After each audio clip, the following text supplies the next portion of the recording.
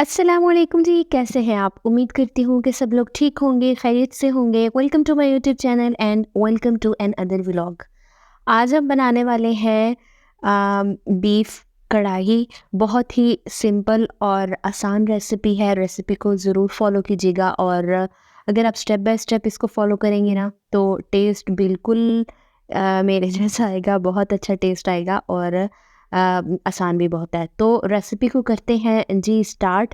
सबसे पहले मैंने बीफ को, मेरा जो ये जो बीफ है ना ये है फ्रोज़न, क्योंकि मैं ना जब भी बीफ मंगवाती हूँ तो उसको धो के तो मैं उसको फ्रीज़ कर देती हूँ और फिर ज़रूरत के वक़्त मैं उसको यूज़ करती रहती हूँ। तो ये है जी ऑलमोस्ट 1 किलो के करीब है बीफ, और इसमें बिल्कुल भी हड्डी नहीं है, ये बोनलेस बीफ है।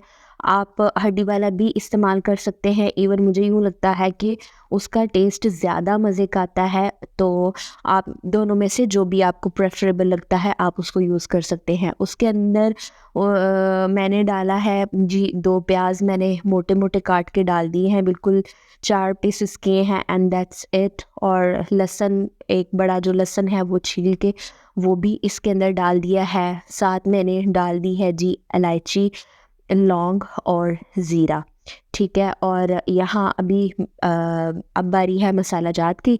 तो यहाँ पे मैं डाला है सुरख मिर्च 1 चम्मच।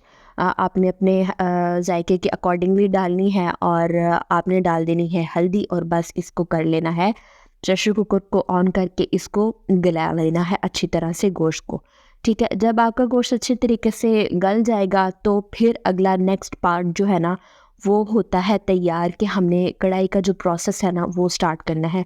डेफ़िनेटली चिकन की जो कढ़ाई होती है उसको बार-बार 2 बर्तनों में करने की ज़रूरत नहीं होती, क्योंकि वो चिकन पहले से ही बहुत थोड़े टाइम में ना वो गल जाता है। लेकिन बीफ हो या मटन हो उसको हमें पहले से गलाना पड़ता है, अदरवाइज़ फिर अगर आप इस तरह देगची वग़ैरह में बनाएँगे या कढ़ाई में बनाएँगे तो डेफ़िनेटली वो टाइम भी बहुत लेता है और मुश्किल भी होती है। तो यहाँ पे मैंने कुकिंग ऑयल को कर लिया है थोड़ा-सा जी गरम और उसके अंदर मैंने डाल दिया है ज़ीरा। यहाँ पे मैंने प्याज़ इसलिए नहीं डाले क्योंकि मैंने ऑलरेडी जो हमने मसाला बनाया था ना, बॉयल की थी जो चीज़ें उनमें मैंने प्याज़ डाल दिया था। और उसका जो पानी है ना उसको हम वेस्ट नहीं करेंगे, उस पानी को हम एंड पे इसके साथ यूज़ करेंगे।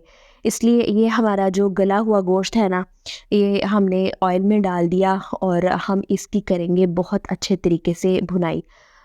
पानी के अंदर जितने भी मसाला जात थे, लाइक जो लहसुन प्याज था और दूसरे जो खड़े मसाले थे वो आप लोगों ने वेस्ट नहीं करने, आपने एज इट इज़ इनको अपने गोश्त के अंदर शामिल करना है। क्योंकि पानी पहले डालने का मकसद ये था कि पानी में उनका फ्लेवर अच्छे तरीके से चला जाए, और अगर हम वेस्ट करेंगे तो डेफ़िनेटली ये भी अच्छा नहीं लगता, मुनासिब नहीं है।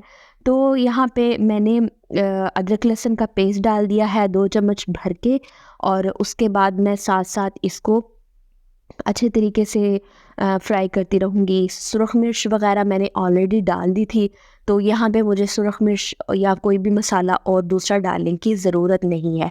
यहाँ पे जी मैंने 2 टमाटर जो हैं वो भी काट के डाल दिए हैं और इसकी ना मैं अब अच्छे तरीके से भुनाई करती जाऊँगी। इसकी जब तक स्मेल ख़त्म नहीं हो जाती, हमें इसको उतनी देर तक भूनना है। आपने देख लेना है कि इसकी जो गोश्त की अपनी स्मेल है ना वो ख़त्म हो जाए, और फिर जब वो ख़त्म हो जाए आपको यूँ लगे कि ये अच्छे तरीके से भुन गया है, तो आपने इसमें ऐड कर देना है जी दही।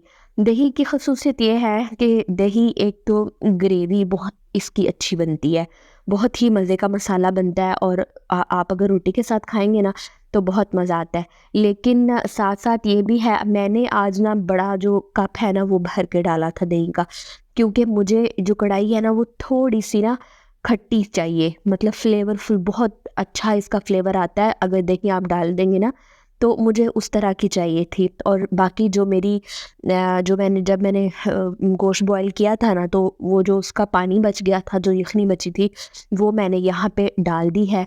और यहाँ पे मैंने फ्लेम को कर दिया है तेज़, क्योंकि गोश्त हमारा पहले से ही गला हुआ है, लेकिन मुझे शोरबे वाला नहीं बनाना था, इसलिए मैंने पहले वो पानी दोबारा से डाल के तो इसको पानी को खुश्क कर लेंगे ताकि वो फ्लेवर पूरा अंदर चला जाए। और यहाँ पे डाल देंगे जी हरी मिर्च और सब्ज़ धनिया जो है वो काट के डाल देंगे।